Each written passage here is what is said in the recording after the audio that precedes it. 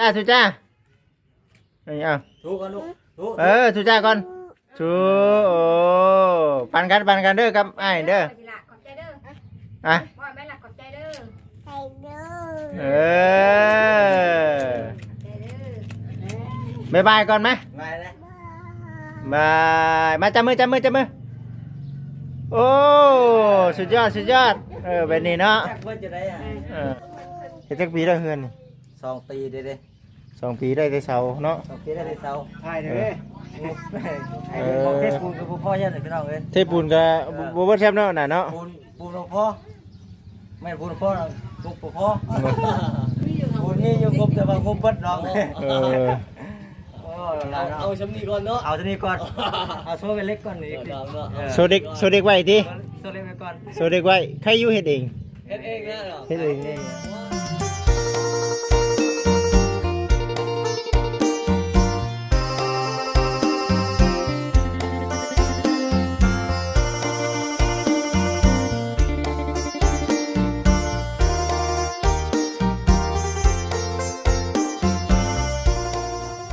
สิได้มือป้าคนน้อยก่อนนะวันนี้มา ถ่ายเอาก่อนหน้า ถ่ายเอาคนน้อยก่อน เอาขายหุบ ถือเวลาถือไป ไปเห็นไหม ถ่ายก่อนหน้าถือไปเอ็กปุ๊บมาถ่ายก็มาถ่ายเนาะมาถ่ายเนาะ มีหยังล่ะนี่เนาะข้างแหละบัดนี้เนาะมาหยังล่ะจ๊ะมาพี่ดูคุณพี่น้อง FC ทั้งตะพ่อเฮ้ยพ่อม่วนอยู่บ่ม่วนอยู่ เราไฟมันมีจังแล้วว่าไฟได้แล้วไฟดีแล้ว เคยเห็นก็เห็นหมดนี่ว่า บ่เคยปีนก็ได้ปีนเนาะเออ บืนก็ได้บืนอย่างบืน จังเบิ้งคู่มาไหวไฟไง ทั้งพ่อกับแม่ทั้งนี้ก็ได้แม่แห้งคักแม่เนาะไอ้เรื่องเสื้อผ้าขึ้นแม่เออ ก็มันชูงเนาะ เออ จุงโล กดชูงป้บ่เคยขึ้นเนาะ อืม คือว่าเขาบ่เคยขึ้น โอ้ยว่ะ คุ คุณ ณ น้อยก็เจ้าก็แรงขึ้นแรงลงเลย ทั้งนั้นนอนได้ทั้งไม่เท่าทั้งนั้นเนาะ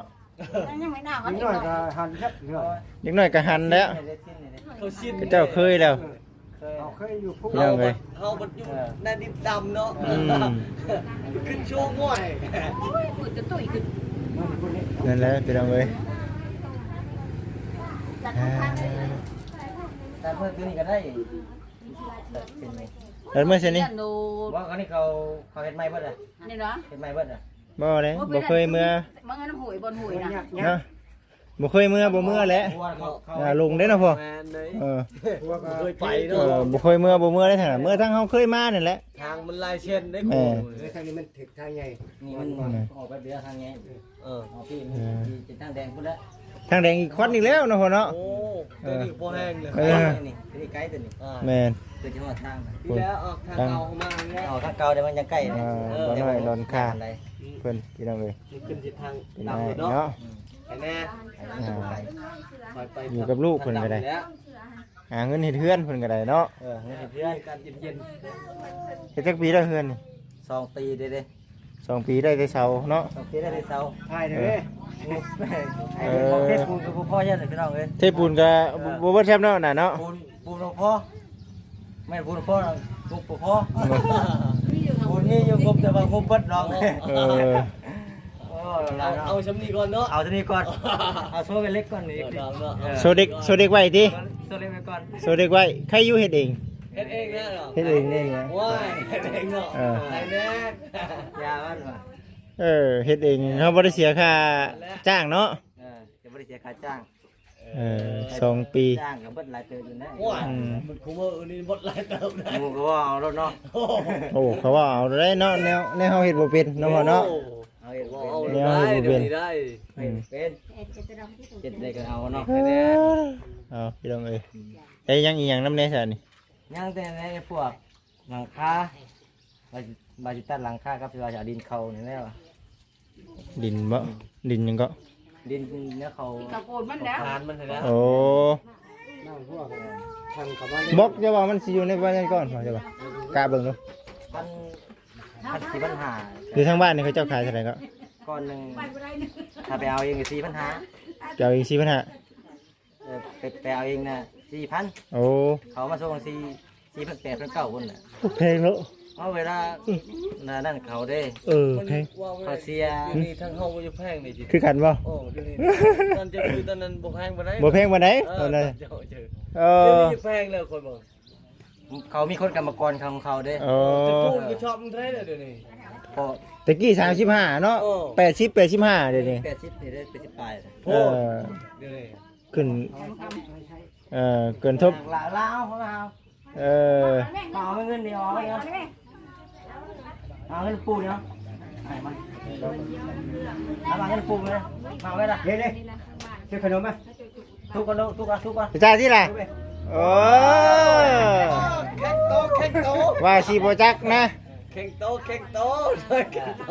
โอ้ดูขนาด กระดาษนะ ตาย คนเอ้ยเนาะ เนี่ยบัด เออ มาเดือดดึงๆนะ เล่นดื้อแหละ ว่าสิบ่จักเบา บอกเป็นเบิ้ล คือว่าพี่น้องเอ้ยนี่เนาะอยู่เฮือน นี่เงิน อีก เข้า 3 เดิน ปี เข้า เนาะอีก3ปี เป็นไม่เก่าเพื่อนของกีเพื่อนอยู่นี้ง่าย แล้วพออยู่ได้นี่ก็ได้ ย้ายติ ง่ายมากพูดอยู่นี้ บ่หลายคนไปได้พออยู่ เกิดฉากเกิดใหม่แล้ว นี่บางทีป้าไปเลยนะเพื่อน โอ้ปะมีเลยมากันยังมัน เนาะ เมียเย็นเลยเนี่ย มันเย็น เออ ดีว่าเห็ดเพื่อนครัวใช่ไหม เออ เออ พอดีนี่ ถึงแล้วเราตัด มันจะกินอยู่ที่ไหนใหญ่เหรออย่างนั้นจะกินอยู่ที่ เออ ตะกี้ตั้งงานตะกี้นี่มองเขตเก่าวันนั้นดิ อยู่นี้พี่น้องเอ้ยเนาะ เขตเก่านั้น ถือว่า ง่ายตะกี้มาอยู่นี้ บล็อก 1,000เนาะบล็อก 1,000ก้อนแต่ว่าหลังคาคือสิแพงคือกันเบิ่งนี่เนาะแพงคือกัน ถ้าถ้าเป็น แพงเลยมา เด็กก็เส้นหนึ่งก็ตกลงจะได้เสร็จนี่ แล้วแต่คุณภาพของมัน มาจะเอาส่งมาฮอน ทรงโมเดิร์นบ่ทรงโมเดิร์น เอาช่วงมาฮอนมา ส่งมาฮอน มีแต่มากกว่านั้นนะเนาะเออ เดี๋ยวนี้มันงบมันกับโบราณมาเลยเนาะมันกับโบราณเป็นได ง่ายเนี่ยเนาะ ง่ายแน่ส่วนเดียวเด้มันเป็นส่งกระจกกระแจกมันเปลืองหลายอย่างแล้วบัด เอานี่จะขายทีเล็กทีน้อยเข้าไป ปีได้แล้วบัดนี้ปีได้แล้วบัดนี้ จังว่าเลยนะจะตอบอะไรแบบมีได้เดียว ใช้ถึงเลขนี่ก็ ถึงเลขก่อนเลยนะ สิเลขก่อนนะติ ถึงเลขก็จักยังได้ถึงเลขเลย ถึงเลข 2 ปีเพิ่นเนาะได้ 2 ปีได้ทำนี่เนาะ เออคุณว่าแล้วบัด ไปเรื่อยๆ พ่อเลยไปเห็ดดิน มีงัวขายงัวมีควายขายควายคือถ้าพอนี่เนาะพอเนาะเฮ้ยพอนั่นดิประตูนั่นดิยังบ่ได้เนาะ ยังสิ ประตูวงเยี่ยมถ้าพอมันก็ยังบ่ทันได้เด้อ เยี่ยมมันแล้ว เฮือนนี่อันตรายเนาะบ่ได้จักเทื่อบ่ได้จักเทื่อเฮือน เฮ็ดคูปีเนาะ นี่ เล่นบ้านดิ ก็ บ่แล้วบ่แล้วยิดบ่ บิดบ่เนาะบิดอยู่ดอกเนาะบิดอยู่ มันจะพูดนะ มาแต่ผู้คือกันเขาก็บ่เบิ่งไผเขาก็ได้เนาะ เพิ่นบ่ได้จูดเด้ บ่ได้จุดบ่ ปกตินี่เพิ่นก็จะจูดยังทันลังลงมาดอก จุดบางเดียว สมมุติได้2-3 โมงพุ่นน่ะก็จะลงมาเทื่อ3 โมง 4 โมงพุ่นน่ะ อันนี้มันสิเป็นแบบคือเฮือนสาวดำเพิ่นอันนี้จักเม็ดก็นี่ นี่ทางยาวนี่7 เมตร 7 เม็ด ทางนี้กว้างๆ6 เมตร 7 คูณ 6เนาะบ่ได้กันเนาะ ตะกี้ว่าสิเอาไปพุ่นมันบัดแค่หนทางแน่บัดนี่รักพุ่นไม้ว่าสิทางนี่รักเขานี่ มันมาถึงว่า ทางว่านี่นะโชว์ซื่อๆเด้นี่ พี่ รักเขานี่เด้นี่ ฮอดผู้ ตัวนั้นก็แม่นตัวน่ะ ปอ ว้าวนี่รบอ่ะ มันก็พากลางเฮือนแล้วนี่เนาะ สีเด่นนะไปเย็นนะข้างนั้นก็แม่นข้างนี้ก็แม่นข้างละ5 เมตร เฮ็ดเชียงซื้อได้ซะ อันนี้เฮ็ดเสียงให้ซื้อเฮือนนี่ พูดว่าคันเขาดันเลย ถ้าว่ารัฐบาลมาก็แม่นหมู่ที่บ่เฮือน เอาเฮือนเพิ่นผู้นั้นนี่ค่ะ ตามเบิด ถือกัน ถึงเบิดไปแล้วก็ถึงไปแล้วก็ถึง นำซื้อ หายใจบ่เจ็ดบ่เฮ็ดคำว่าเฮ็ดนี่ตามเบิดว่ะ ปอเสียหายเนาะ ถ้าสิหาหลายอย่างคือว่า บ่ได้ว่าสิมีแต่เฮาเด้นี่ หลายหลายคน โคตรกลางเลยน่ะ ขายของไปซื้อคนละกันเฮ็ดบ่ได้ดอกมันหลายคน ข้างนั้นก็แม่น โอ้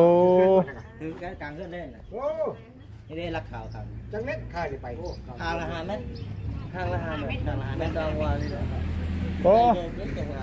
ถ้าเป็นแบบนั้นมันเสียหายเกินเนาะ ใหญ่กว่าทางเฮาเที่ยวขึ้นแล้ว กัดดินนี่บ่ เป็นไปเจ็ดทางสีเรนเด้ กัดดิน ราคาเนี่ย จะได้เขาสิเพิ่นสิชดเชยเนาะ เดี๋ยวตบเช่นนี้ตำบึง แต่บรรดาลมาพุ่นนะดอกเลย อ่า ตั้งแต่บรรดาลเป็นสาร พี่น้ วั อ ต ง ร เอ้ย เช่นนี้ แนวนี้แหละเนาะ โดนเงา ทางบุตรเดงก็ได้ได้ถ่ายบรรยากาศที่ การออกคุณ ได้เบิ่งได้ชม การออกเลยบางที คุณทางนี้ก็ได้ นอนทางนี้ก็เนาะเมื่อยได้ทางนี้ก็ได้เนาะ ไอ้เด้อเด้เมื่อเจเว้นก็อยากเที่ยวลงหลายบอลหลายที่เด้ โอ้ยอยากรอหาตลาดอันน่ะเข้มทางเลยเนาะ เอ้า เออ ลงตลาดปกปากช่องบ่หลายตลาดมีแนวอยากชื่อหลายแนว นี่เนี่ยอยากชื่อ ฮอดบ้านหาโมง ได้อีกแล้วได้อยู่ประมาณมื้อนี้ก็ประมาณ4เนาะ พอดี ประมาณ4 โมงก็ฮอดแหละโอ้ย 6 โมงเลย ธรรมดาที่หาโมง 4 5 6 โมง เพื่อเฮาอยากลงหันลงนี้บ่แม่นหยังเนาะ ถ้าว่าอยากลงไปตลาดเนาะ คันว่าปักเรือบาทเดียวบ่เที่ยวนั่นเลยจบจำก็ได้ เฮ้ยเตรียมบ่สัมบ่ ไปเดี๋ยว เตรียมบ่สามีนาเอ้ย สิไปโน่นอยู่หั่นนี่บ่ สรุปแล้วสามีนาสรุปแล้วเตรียมพร้อมเมื่อยไว้นี่เนาะเมื่อยบืนผู้สบายดีเด็กสู่คน ไปหันหอม ย่า แก้ม มือ หั ก่อน น เด้อ ผู้หอมแก้ม ไอ้ปูนะ ใช้ได้มันนี่ดู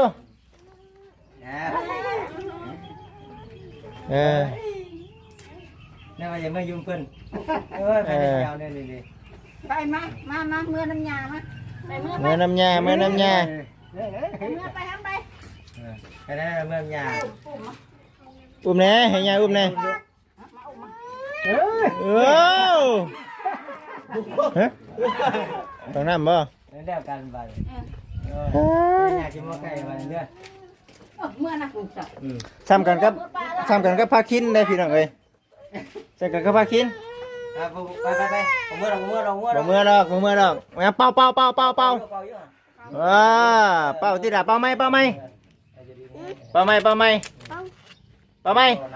โอ้โหเป่าเป็นแล้ว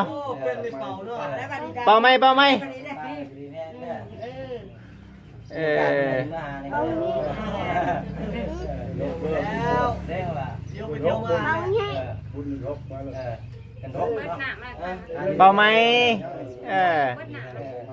เดี๋ยวเนาะที่มาหาทางเข้ากันนะเที่ยวมานะ เป็นนี่ก็อ้ายเพิ่นพี่น้องเนาะอ้าย ลูกพี่จักร อันนี้แหละนี่อ้ายน้องภูวินนี่แหละชื่อจังก็ โทรหาเรา ชื่อชักเนาะเอาน้องนี่แล้วสันซอยพ่อกับแม่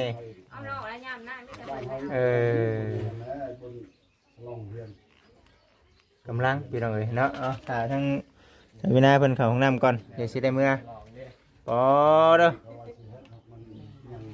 ได้ไวๆเด้อเฮือนน่ะเด้อ นี่เวลา เขาเฮียนเด้อเฮียนหาเขาอนุบาลเด้อ อีก3 ปีอีก3 ปี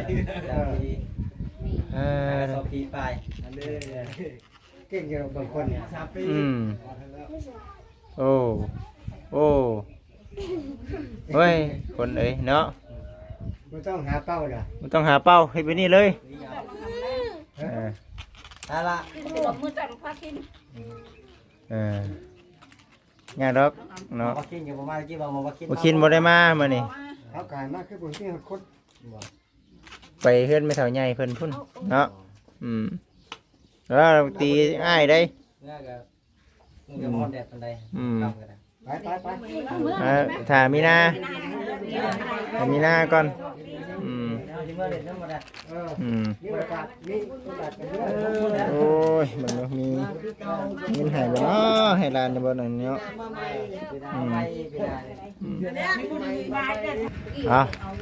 เอานี่ปั่นกันก็ไม่เด้อนี่เด้อปั่นก็ไม่เด้อปั่นก็ไม่2 คนเด้อพากันไปซื้อนมกินเด้อเอาผู้วินบ่ เอา เอานี่แม่ เอานี่เอา เอาได้ไหมลูก เอาให้แม่ ทุกกันนะทุกกันลูกทุกกัน ทุจ้าทุจ้านี่เอา ทุกกันลูกทุก ทุจ้าก่อนทุโอ้ปันกันเด้อกับไอ้เด้อ ขอบใจเด้อ อ่ะ บ่แม่ล่ะขอบใจเด้อ เออบายบายก่อนไหม มาแล้ว บายมาจับมือโอ้สุดยอดแบบนี้เนาะ จักเพิ่นจะได้อ่ะ เออ จักเบิ่ง ยัง แบบบ่ใส่ใจเนาะแบบบ่ใส่ใจ จักเพิ่น คอยจะดินนะคอยจะดินลายกลัว เอาเด้อ เขาน้ำออกมาอย่างนั้น เอาอบเลยบอกยาเนาะน่าจะได้หาหมอแม่ เอามีแต่ว่าคือว่าได้เฮือนซาลันเป็นก็ค่อยเฮ็ดค่อยหาไป แน่ เนาะ ว่าคอยเฮ็ดมาหาไปที่ละก้าวคือว่าคือปวกนี่แหละ เออ จะได้จ้ะ ปีนี้ได้ยังไงปีนี้ ฮะ ปีนี้ได้ยังปีนี้ ได้แต่คานได้ปีนี้ คานเบินเบิดบ่ คานห้องเบิดได้ห้องกลาง คานนี่แม่นเบิดเนาะปีหน้าจักสิวางแผนเราจะได้ปีหน้า ปีหน้านี้ ปีหน้าจักสิวางแผนเดี๋ยวจักเจ้าดินเขาแน่จักเกี่ยวหลังคาแน่ บ่ หากงบแม่งก็ยังบ่ลายบ่มีงบที่บ้านน้องมึงจะทำนี่แหละหายังพอได้แต่ซื้อ มีแต่รำให้รำหน้าเนาะ ลำให้ลำหน้า สิไปบ่ได้พี่น้องเอ้ย ได้ค่าดู บ่ได้ได้สิได้คนผู้เดียว หาดูคนผู้เดียวเนาะไปได้บ่ มีผู้เฮ็ดหน้าได้บัดนี้ย่างแน่ จะสิเฮ็ดหยังติ จักเฮ็ดหยัง อืม มีชั้นนี่แหละมีได้ชั้นนี่ทีนี้ได้อยู่เฮิงนะใจจะได้ขึ้นหลายปีอยู่ดอก หึงเนาะเขาผู้วินใหญ่จักสิได้ขึ้นได้บ่เนาะ ผู้ยิ่งใหญ่จักจะได้ขึ้นบ่ได้ขึ้นแหละ เอ้ย ไปตามสภาพมัน อืม ได้ ทาง สาม เอา3ห้อง ให้สอง ได้น่ะสิได้ขึ้นก็ได้ ผู้ยิ่งใหญ่เป็นบ้ายังจักจะได้ขึ้นแล้ว เฮ็ดเองบ่รู้ เฮ็ดเอง เฮ็ดเองเลยเพิ่นยังใครแน่ที่ว่าบ่ได้ ใช้บ จ้างเด้พี่น้อง ในงบคือว่าเฮ็ดเลยชื่อของมาใส่กับเบิด4ล้านบ่ได้ นี่งบมันบ่พอแน่ 2 ปีได้ซ้ำนี่เนาะ 2 ปี เอาเฮ็ดเนาะ ตั้ง เริ่ม เพื่อนนี่ตั้งปีแรกนะครับปกติได้3 ปี โอ้ หากกอเนี่ยได้2 ปีก่อน ตั้งแต่เช้าน่ะปีหนึง ปีหนึงอันนี้มากออีกปีหนึง มาแท้ข้านอีกปีหนึงอยู่เลยนี่3 ปีอยู่เลย นี่ฉันได้เฮ็ดฉัน เอ ได้ อ3 ปีเฮ็ด ผู้เพิ่นมีเงินผู้เพิ่นมีเงินปีเดียวเนาะ มวยผู้เงินกับผู้ยากเลย บ่ฮอดปี พอปี เออ แป๊บเดียวเลยจะถึงอยู่แหละ โอเคจ้ะเด้อบ่ได้ใส่สู้ๆซะเนาะ โอเค พุ่นเดี๋ยวสิได้เมื่อก่อนบัดนี้ก็ได้พุ่นพี่น้องเอ้ย เดินทางปลอดภัย เดินทางตลอดปลอดภัย เนาะ มีแห้ง ดีมีแฮงบ่ได้นอนถ้าว่ามีหมอน้ำเรื่องเพิ่นนอนอยู่บางครั้งแล้ว เมื่อกี้ว่าสิมีเรื่องกันนะอันนี้เพิ่นบ่เอา ผมมีน้ำเรื่องเพิ่นได้นอน สิได้แต่ว่าบ่มีเรื่องเนาะ แม่น แน่ว่ะ โอ้ยเพิ่นมักน้ำเรื่องคือผู้ชายนี่แต่ว่าเอ้าโอกาส มีโอกาสหน้า โอกาสหน้า โอกาสหน้าก็สิคือว่าน่ะสิเป็นหน้าที่มีหรอก เออ โอกาสหน้า มากับบุญขึ้นได้กับมาปีหน้า มื้อบืนบ่ เบื่อว่าเมื่อยแล้วบ่ เมื่อยได้นะ เบื่อเลยยังมาเบื่อกันดีกว่าบ่เบื่อบ่ โอเคเสร็จเด้อ โอเค โอเคอยู่ดีแม่สบายดีเด้อไปเด้อสบายดี โชคดี โชคดีปีหน้ามาใหม่เนาะเอ้ยโอเคไปสาพี่น้องเอ้ยจังได้ดีนะเนาะ รักเอาเลย หลักเลยเนาะไม่ได้ขอเลยเนาะเต็มมือเลยทางนี้เนาะคุณพอแล้ว มากเนาะ ธรรมดามูบีหรือเปล่า ยังรีบอยู่เนาะ หน้าเมืองเอาบ้านคุณ มากทางเอาต้นนั่นก็มากอีก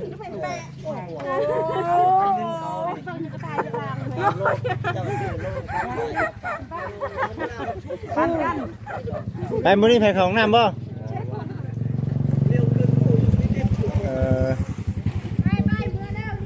ทำไปดื่มคนเราว่าเนาะเด้อซาเอามีหน้าถือก่อน ยัง ไปกี่ใบขอชิบ้ามันมีน้ำเลย สาดนะ ถ่ายไปน้ำแน่นี่แหละ สาดห้าเลยนะ สารน้ำเพื่อนนั่นแหละ เบิดบ่ เกี่ยวมีสารน้ำเพื่อนนะเอาไป นะ บ๊ายบายไปเมื่อไปเนี่ย อุ้ยโผดโพมุกแตงโผดโพมุกแตง นี่เต็ง ปูก็คักอย่างนั้นอะยังนะพี่จิต ไหวเนาะ เออ ไหวทำไมเฮ็ด ใช้ทุกเขาใช้ทุกเขา สันติเข้าอุ้ยมาขามนะลุงยกขึ้นอุ้ยคักอะไรเนาะ จงเราเป็น อ่า ไปนั่งเนาะ ได้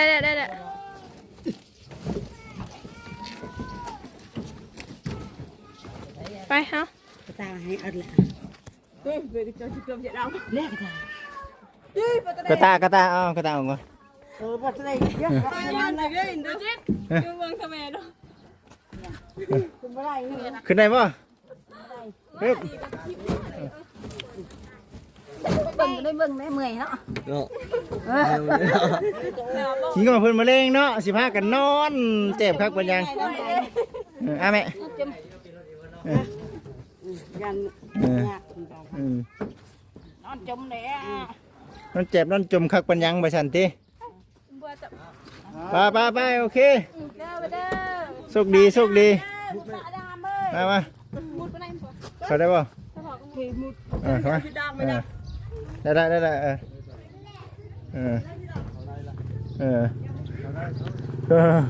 ป่ะพอดีวิทย์พอดีเนาะเอาสาวไปเวตลาดลงป่ะเวเนาะ จะไปตลาดผักซองกาแฟเห็นมึงตัดหมกส้มเลย เอาจังหวะกันเนาะ คนเลี้ยงเอก นี่ก้นจ้องนะสอดไว้สอดไว้พื้นได้เลยเนาะโอเคไปพี่น้อง FC ไปได้ จะลงก่อนนะ สิได้ข้อตัวจุดคลิปก่อนว่าเดี๋ยวสิได้เมื่อเดินทางเมื่อแล้วบัดนี้พี่น้องเอ้ยเนาะ